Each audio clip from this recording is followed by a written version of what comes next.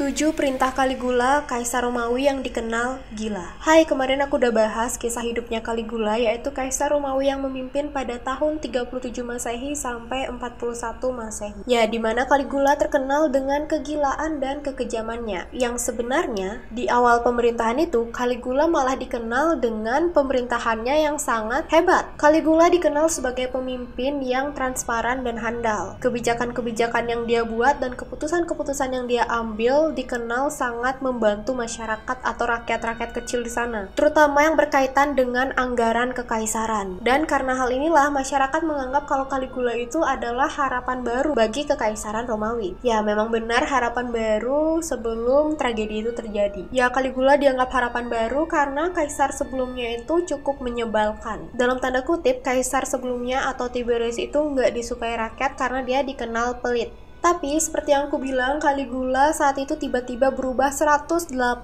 derajat dan malah bertingkah jadi kaisar yang paling menyebalkan. Nah, karena kemarin aku udah bahas kisah hidupnya, sekarang aku mau bahas tentang 7 perintah-perintah yang pernah dilakukan Caligula yang bikin geger dan bikin geleng kepala. Langsung aja aku bakal mulai dari perintah pertama. Caligula ini konon adalah pelaku insest. Caligula ini konon sering menyuruh adik-adik perempuannya itu untuk berhubungan dengan dia. Ya, dia berhubungan dengan saudaranya sendiri. Mungkin karena sebelumnya Caligula itu menganggap dirinya itu dewa ya. Kan dalam mitologi dewa-dewi itu berhubungan sama saudara mereka sendiri. Apalagi pada masa itu, pada awal-awal Masehi, sepertinya hukum belum terlalu tegas. Dan tentunya juga karena tingkat tertinggi dalam hukum itu adalah si kaisar sendiri, yaitu Caligula. Yang kedua adalah Caligula bisa memutuskan sendiri mau berhubungan sama siapa aja. Bahkan dia kadang memberi perintah agar bisa berhubungan sama istrinya pejabat-pejabat di sana. Bukan cuma ingin berhubungan sama istrinya pejabat, tapi dia juga ingin berhubungan sama istrinya pejabat tepat di depan mata suaminya. Mungkin senarionya itu dia ngasih perintah misalnya ke pejabat A, terus dia bilang aku mau berhubungan sama istrimu, tapi aku juga pengen kamu ngeliatin. Kayak gitu kali ya. Yang ketiga, jadi ketika ada seseorang atau pasangan yang menikah, maka si Caligula inilah yang menjadi pasangan pada malam pertama mempelai perempuannya. Jadi bukan suaminya, melainkan sang kaisar. Tentunya pasangan itu nggak boleh protes dong, meskipun mereka baru nikah, tapi tetap sang kaisar itu adalah tahta tertingginya. Jadi ya kalau misalnya Caligula ngasih perintah buat pengen malam pertama sama sepasang suami istri yang lagi nikah, ya udah harus dilakuin. Yang keempat,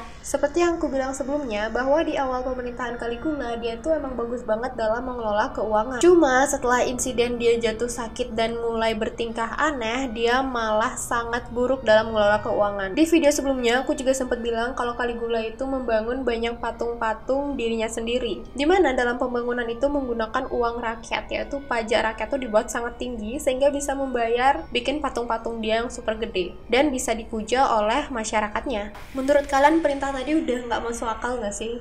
Nah, sekarang tuh ada yang lebih nggak masuk akal lagi, yaitu Caligula menyatakan perang melawan Poseidon. Ya, tahu kan Poseidon itu dewa penguasa lautan yang ada dalam mitologi Yunani. Dan ya, Caligula ngajak perang sang dewa Poseidon. Menurut kalian gimana caranya? Caranya adalah Caligula memerintahkan seluruh armadanya untuk ke lautan, tepatnya ke tengah laut. Dan di tengah-tengah laut tersebut, Caligula memberi perintah agar armadanya itu melempar tombak ke tengah lautan. Ya, lautan yang luas, dalam, dan lagi hening, tiba-tiba disuruh ditembakin senjata. Dan Caligula menganggap itu sebagai caranya untuk mendeklarasikan perang melawan Poseidon. Berikutnya yang kelima, zaman dulu kan sering banget nih ada persembahan atau ritual-ritual gitulah kepada dewa. Biasanya ritual-ritual kayak gitu tuh untuk memohon keselamatan atau memohon sesuatu lah. Nah, sama seperti pada kekaisaran Romawi saat itu. Pada suatu ketika nih, Caligula lagi mengadakan ritual. Mungkin nih saat itu niatnya Caligula bercanda atau gimana. Jadi pada saat upacara ritual tersebut kan ada persembahan di mana mengorbankan sesuatu, mengorbankan hewan buruan misalnya. Nah, saat proses persembahan tersebut, pendeta memberi Caligula sebuah kapak besar untuk menebas banteng yang emang ditujukan untuk persembahan. Tapi tahu nggak apa yang terjadi saat Caligula menerima kapak dari pendeta? Jadi dia malah pakai kapaknya itu untuk menebas pendeta di depannya, bukan buat menebas si banteng.